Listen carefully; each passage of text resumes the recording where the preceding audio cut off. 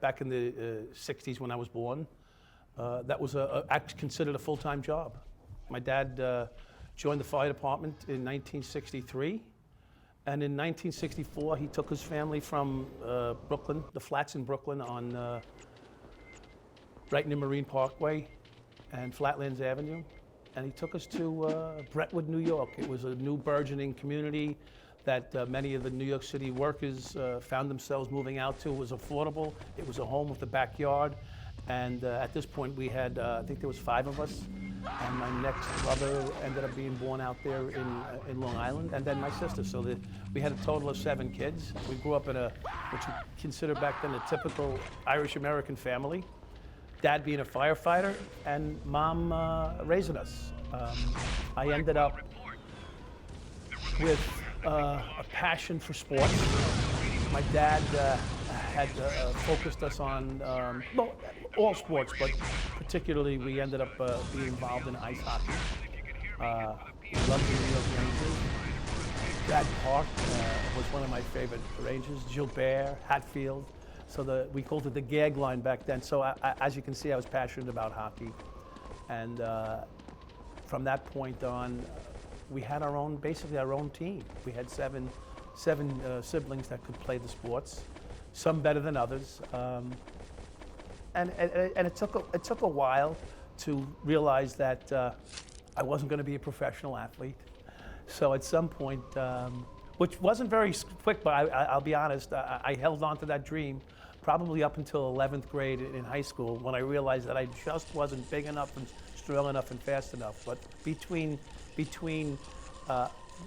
10 years old and 17 years old, I had a very slow growth rate. I was one of those slow Irish growers, so it took me a while to fill out, and which sort of made me, it made me feel less than.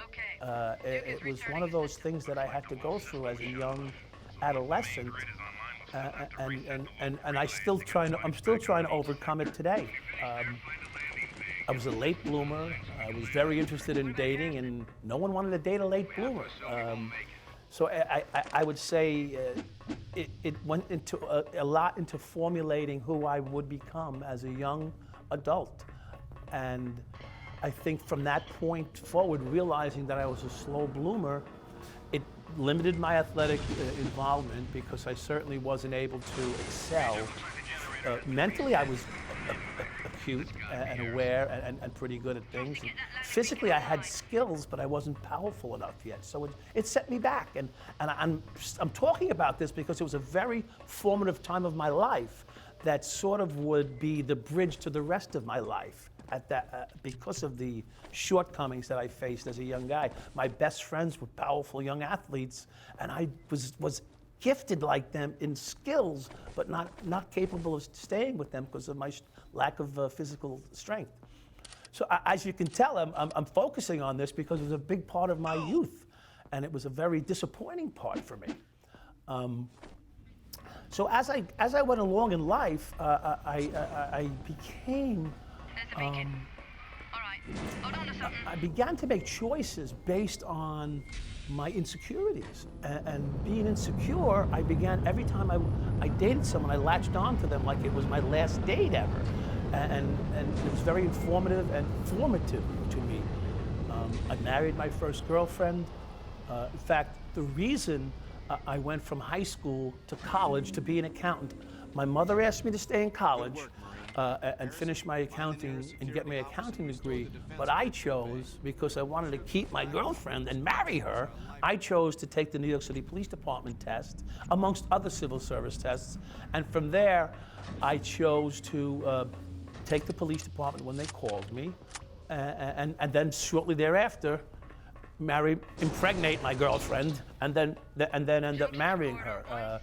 It was almost, at that point in my life, I realized that I was the man that I wanted to be physically, mentally, or maybe not mentally. I'm still not sure that I am that man mentally. But you know, at that point in my life, I was able to be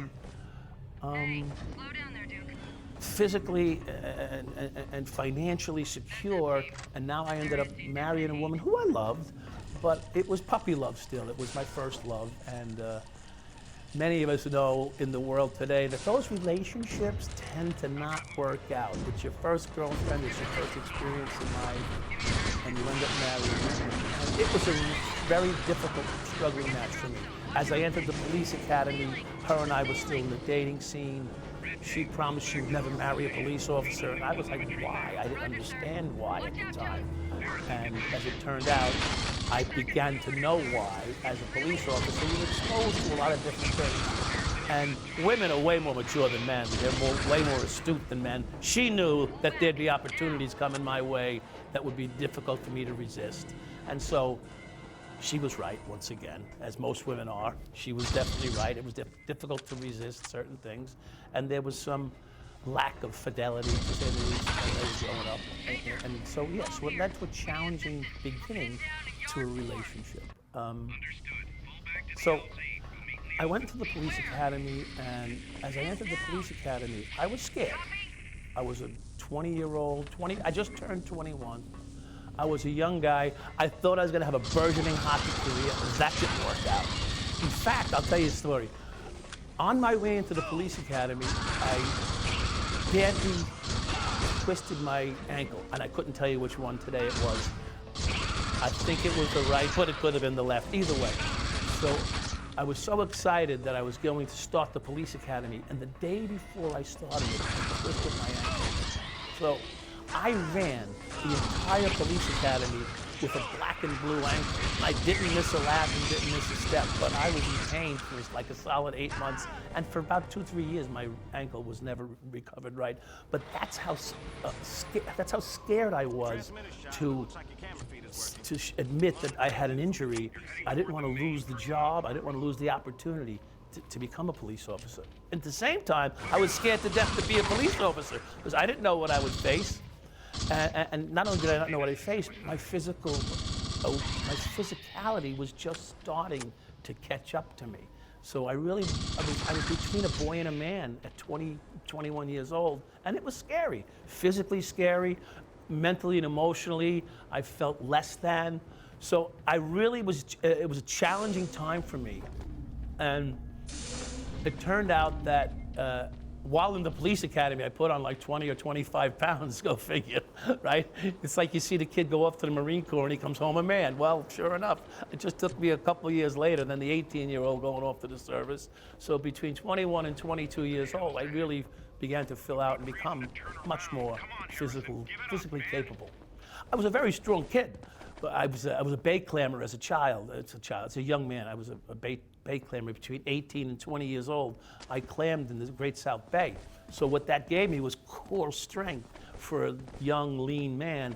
And then as I filled in, it was really, and I'm focusing on this because it's a very important part of being a police officer. You can't be a little Weasley guy and handle the streets of Brooklyn back in the 80s, I assure you. And now I'm officially a cop. And I'm not ready. I'm just not ready. I'm scared.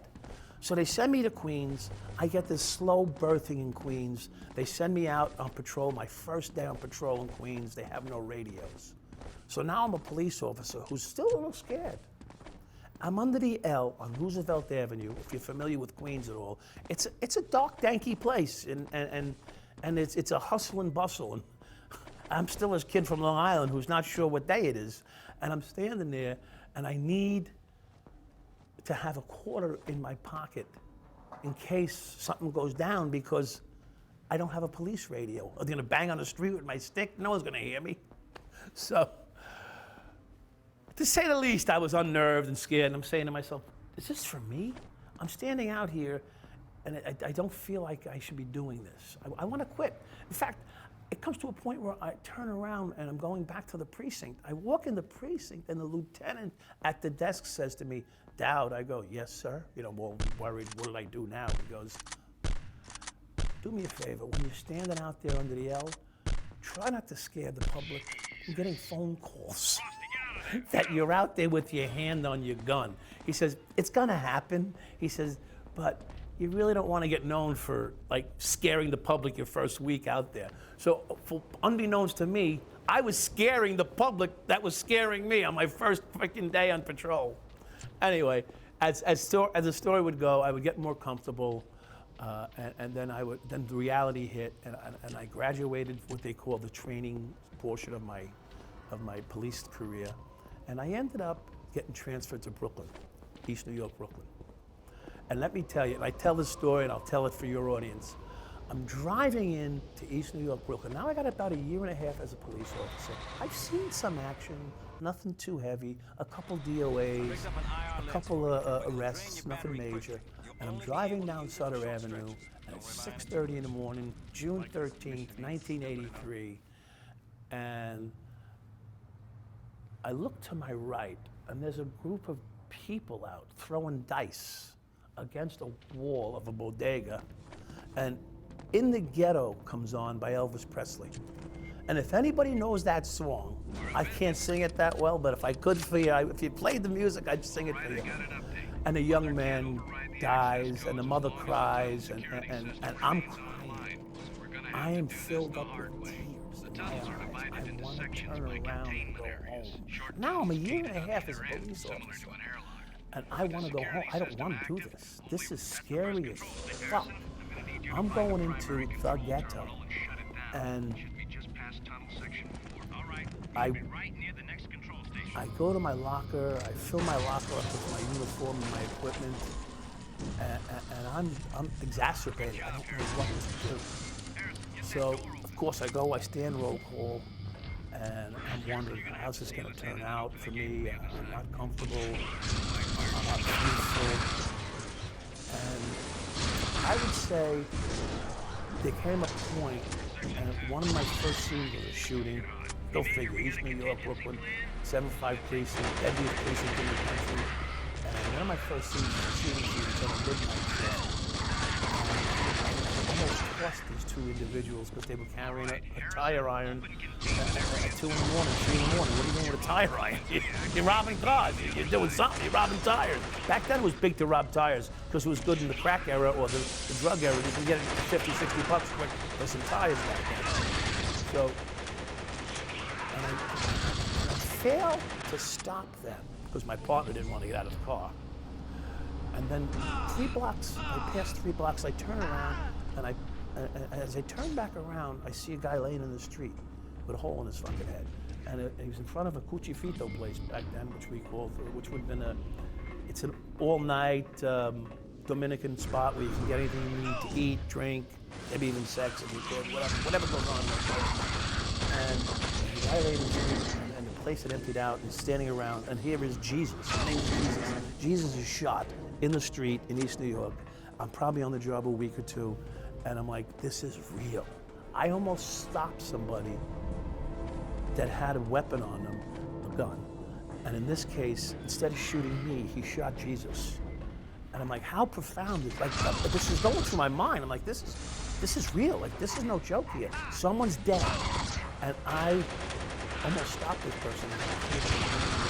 So some people out there might say it should have been you, but in this case, thankfully it wasn't. So that's the start of my career in East New York. And I said to myself, Mr. Dowd, you're going to either sink or you're going to swim. So it's time for you to step up and be the man that you're supposed to be. And I fought through those insecurities, the late blooming aspect of it, where I had to struggle with my own identity. Not as male-female thing, don't get me wrong here, but about, my abilities as a man to handle confrontation. I mean, no one's Superman here. You don't get an S on your chest when you graduate the police academy and, everything's invincible and you can handle Arnold Schwarzenegger, down to Minnie Mouse. It doesn't work that way. You train, you stay in shape, and you're big. Hopefully you can handle yourself. So, P.S., that's how my career began. So now I realize I'm in the depths of this career, and I'm embracing it now. I'm about to get married to a woman that I should have probably not married, even though she was a wonderful person. I wasn't ready for it. So a lot of things are going on in my life. I'm a young police officer beginning a burgeoning career, I think. I think it's going to be a successful one. I have no idea that I'm going to end up where I end up in my career. At this point, I'm enjoying being a police officer. I'm making arrests. I'm making drug arrests. I'm making murder arrests. I'm making rape arrests. I can go down the list of the type of arrests I made and how I was being actually vaunted as a valuable young police officer in the 75, my first year and a half. And so I'll tell a story. So I come into the precinct one day and I see all these guys with their medals. And you know, young cops want to get medals above their badge because two things. It shows you got some street credibility, and two, it wipes away the newness to you being on the street. And everybody wants to have a little bit of salt in their jeans or in their uniform when they're facing the street that's pretty salty. It even gives the what's called the street guys or perps. You get some credibility when you got some medals stacked above your badge. So who doesn't want that off the rip? You know, it sort of mitigates that hey, here's a new jack approach from the street guys. So I go into the captain's office. He calls me. I wrote up 3 or 4 medals, and he looks at me and he goes to me, you made a rape collar, you took 2 guns off the street, you made a drug collar, and you did something else that was really pretty good. He says to me, this is East New York. He said, this is a regular day. Officer down, this is a regular day. I said, excuse me? I go, I took 2 guns off the street, all on observation. They weren't like calls, the rape collar, and then there was one other one that was a drug collar. It was a big drug collar. He goes to me, now, he says, I'll tell you what, I'll give you 1 meritorious and EPD, the other 2 I can't help you with. So it was like, it was Monty Hall. I was making a deal with the captain just so I can get, you know, what they call medals above my badge. And I said, you know, I felt like a fool. And here I am, a young, aggressive cop. I think I'm doing something really good. I'm making these really exciting arrests. I'm getting pats on the back by my fellow officers. I go into the captain. He says, this is a regular day in East New York. I'm like, wait a minute. Well, if I was in Queens or Staten Island or Midtown Manhattan, what would I be doing? Oh, you'd be getting, you know, gold plate dinners awards for these types of arrests, but not in East New York, pal. It's a regular day. So, what an awakening, to say the least.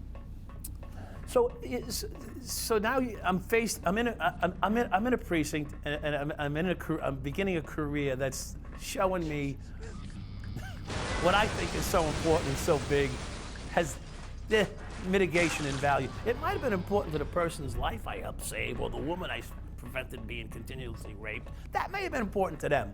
But, you know, as far as the PD was concerned and the bureaucracy and what we call the job, you know, the job really didn't give a shit about me or what I was doing. It was more like, it was a numbers game for them, and it became a numbers game. And so that takes away my policing instinct, not the instinctiveness of it, to sort of hold some pride in what I was doing. It got wiped away real quickly when you didn't feel the sense of your own department showing you that they appreciate your excellent work.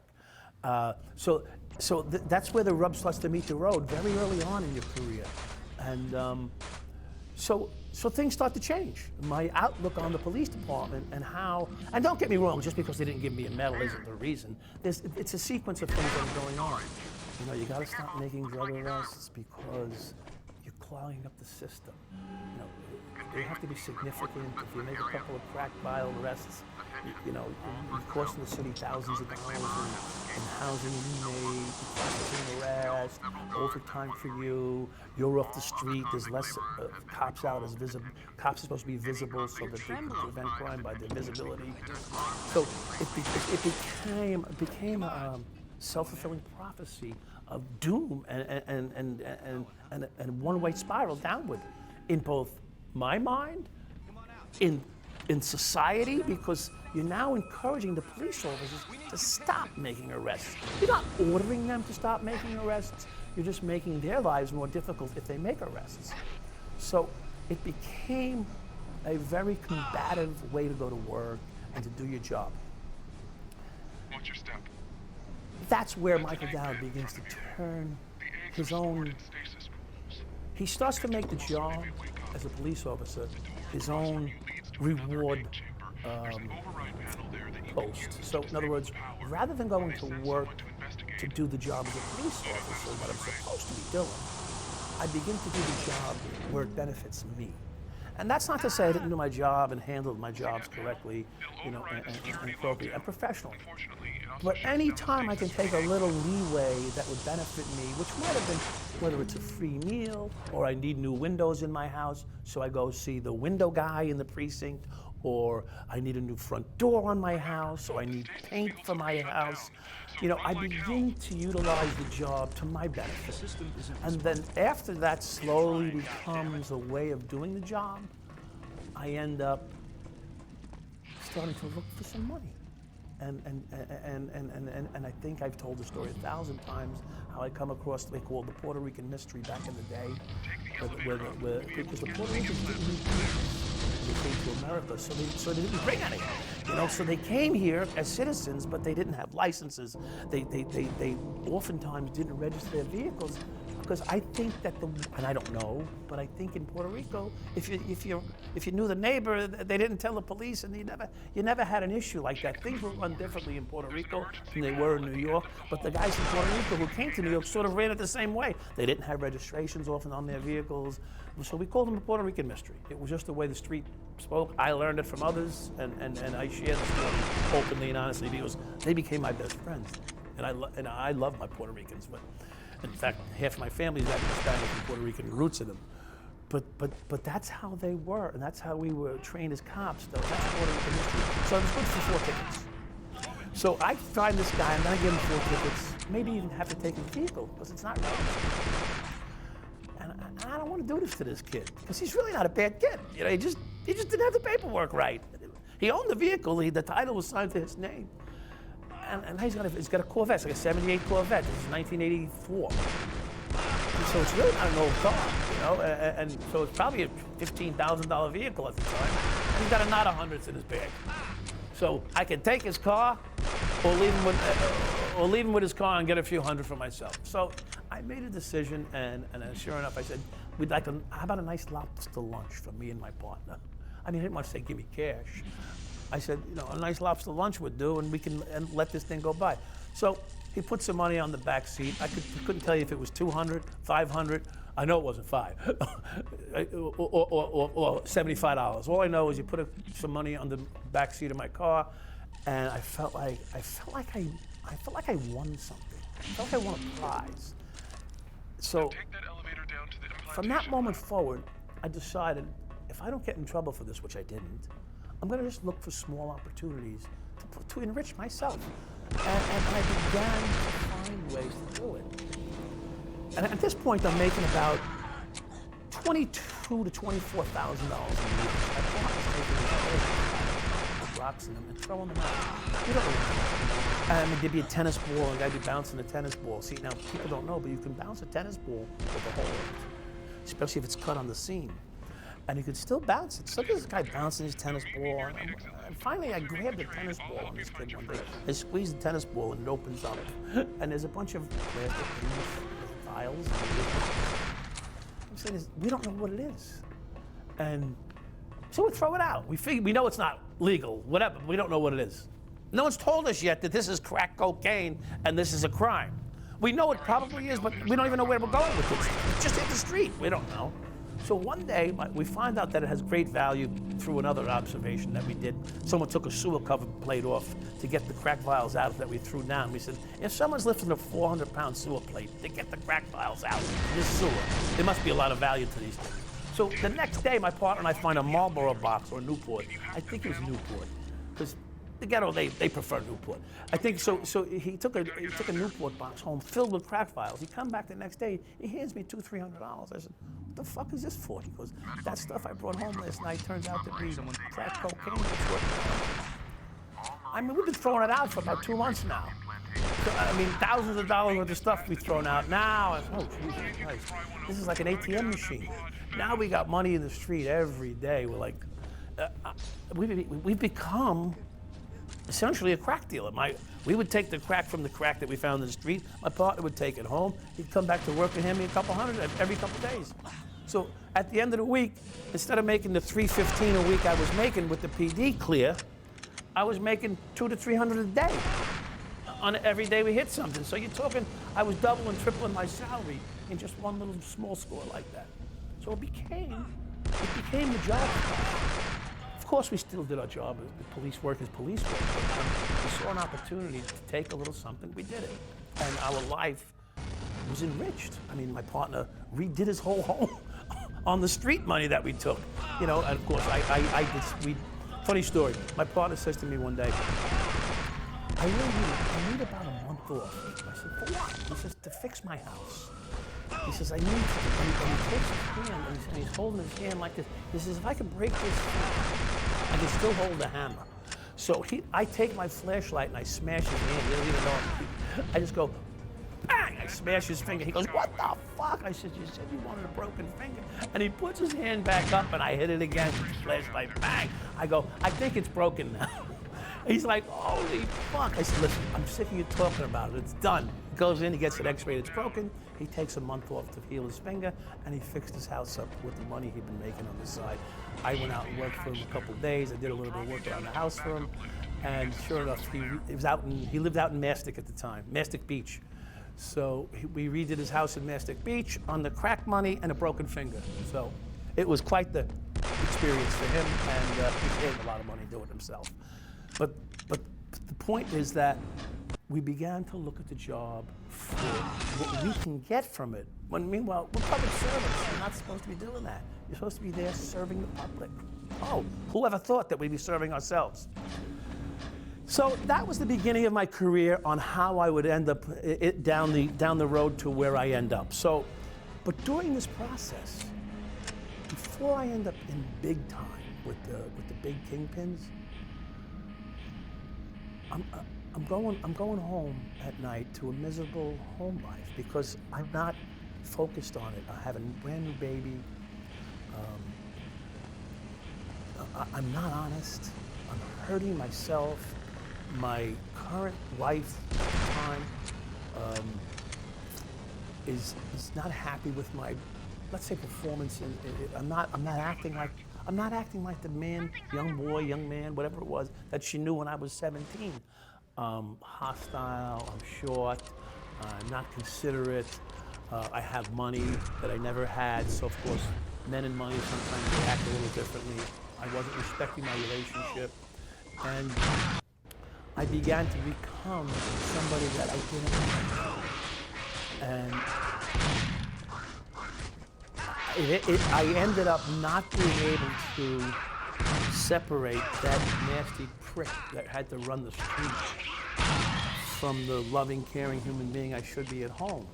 They became sort of the same person. And that's no way to live a life, and it's no way to share a life with somebody. So my personality begins to get formed by my actions, my survival skills, and my insecurities. They're all meshing into one now. And there comes a point here where I look in the mirror and I go, I don't like that fucking guy. I was ashamed. And that was right around the time that I had moved from Brentwood, Long Island to Fort Chester Station, Long Island. So I'm getting advanced in my career now. I'm sorry, let me back up. It was prior to that I started to feel that way, but it was more poignant to me as I got older because I decided at some point here that I want to be more than a police officer. It's not an honorable profession, and it is, and I never took it that way. That's why. I wanted to be more than that because I never gave the police job the respect it deserved. I never felt honored to be a police officer, which I should have. And when I looked in that mirror, I saw a fake. And it was really beginning to bother me. The problem is that my whole life, at that point, from 23 to, like, say, 27, I was a fake.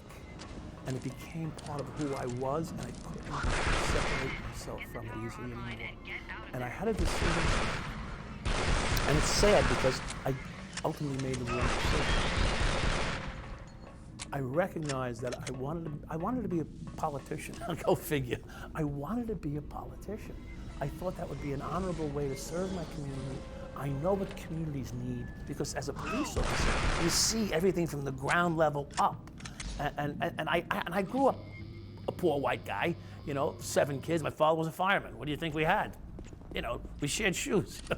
we swapped them. You grew out of them, I grew into them, you know? So, you know, we had a rough upbringing when it come to, you know, we didn't have white privilege, but what we had was each other.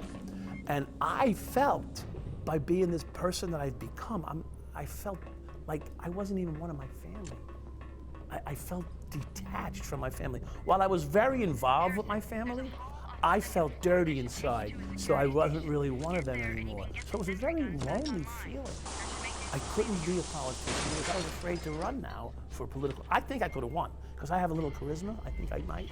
I think I could have pulled it off, but I knew that at some point, some of the darkness would come out about the things that I had done. Now you're raised to a public level, you know, and people start.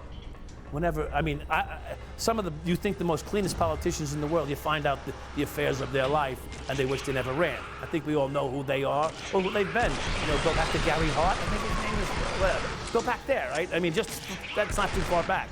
And you probably go further back. But so going back to there, I knew that I would jeopardize my family's position, my parents' position, because their son, some disparaging things might be said about him. So, it's sort of like I was resigned at that point. My shoulders dropped and said, now what? And I actually honestly said, I'm gonna have to be a damn good corrupt cop now. Like, that's what I said. Instead of saying, I'm gonna straighten my life out and become a straight cop. But let me pause. I did try at one point when they threatened to kill me at my house one day, a cop. A cop threatened to kill me, and it's a segue story that people don't know about. Some do. Some who've listened to me know about it, but it's a story, and I can get into it briefly. I was transferred to Coney Island for the summer detail. On the summer detail, a guy started yelling, yo, yo, yo, from nowhere, from behind me. And no cop in his right, if he's worth any street credibility, ever turns for a yo, yo, yo, man. So, but as the guys, I can feel his breath and his footsteps getting closer and closer. I glance back, and there's a big black guy, jacked. Gold chains hanging around his neck. I figured I was a local drug dealer, yo-ing me. I'm glad I didn't turn. Turned out he was a New York City cop. And long story short, and I'll cut to the chase in this because it's very involved. He ends up putting a complaint in against me, a civilian complaint. I'm like, are you fucking kidding me? Cops don't make complaints against other cops. So after he makes his complaint against me, 2 weeks later, you won't believe this story, he's out by my house in a crack den on Long Island, Brentwood, Long Island, Route 111, right by the train station on Route 111, Long Island. I like to give location. It gives people a little reference. And above the dry cleaner, there was a crack house in 1986. And he was going in. So, full disclosure, I called him, turned the I mean, the guy just put a complaint in against me.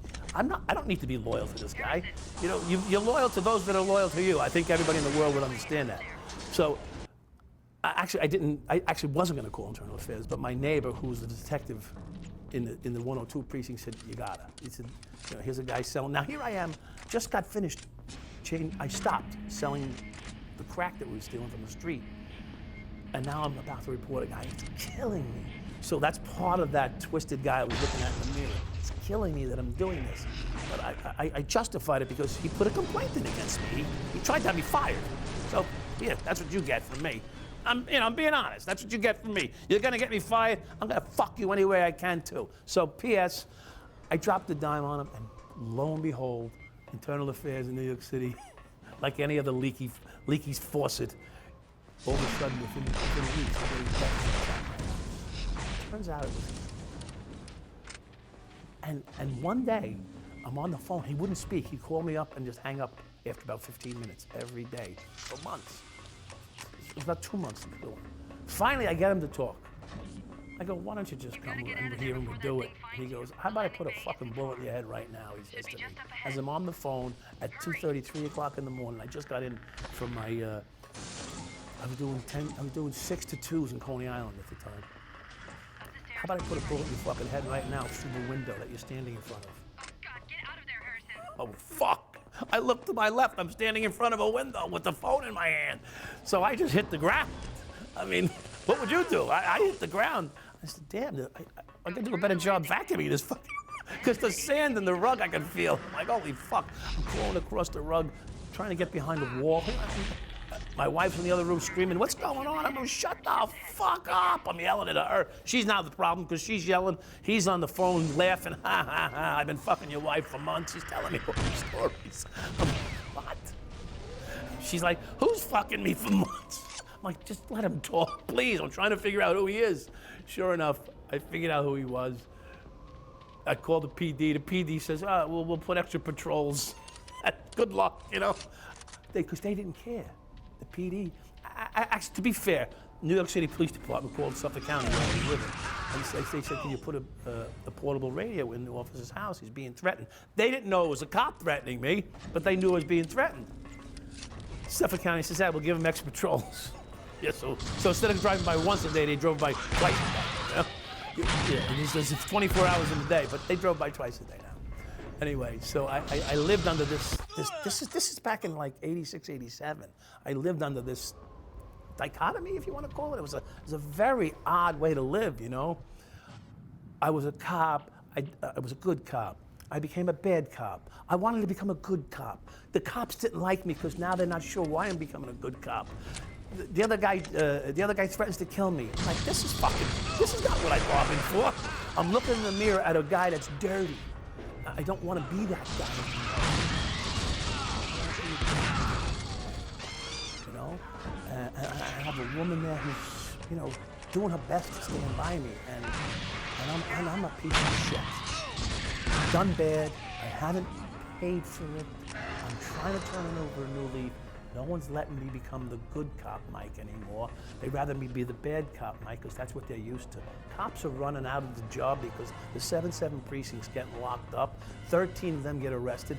They're all looking at all the other cops around. The whole Brooklyn North is under suspicion, and we're the target right now. The 7-5 is the main gig they're looking at. So now I'm sitting here saying, I want to leave. I want to become a politician. I can't. My name is dirty. Life for me was one big, intense, I mean, I use the word dichotomy again, but it was one big, tense ball of rubber bands just waiting to snap. And I ended up being pursued by a lieutenant. And I was plotting on how I was going to kill him. I was plotting on how I was going to kill this lieutenant who was pursuing me. Because now I made an arrangement with the local drug kingpins to get $8,000 a week. It was less because I wasn't robbing local street dealers anymore. I had a high-level kingpin giving me $8,000 a week. It was much calmer. My life was way calmer. So, and then of course at this point I'm starting to enjoy cocaine. So I'm getting $8,000 a week, splitting it with my partner, who deserved none of it, just for the record. And I'm getting my fill of cocaine and selling it or using it, mostly selling it. But you know, I do a half a gram a day, every day, for years.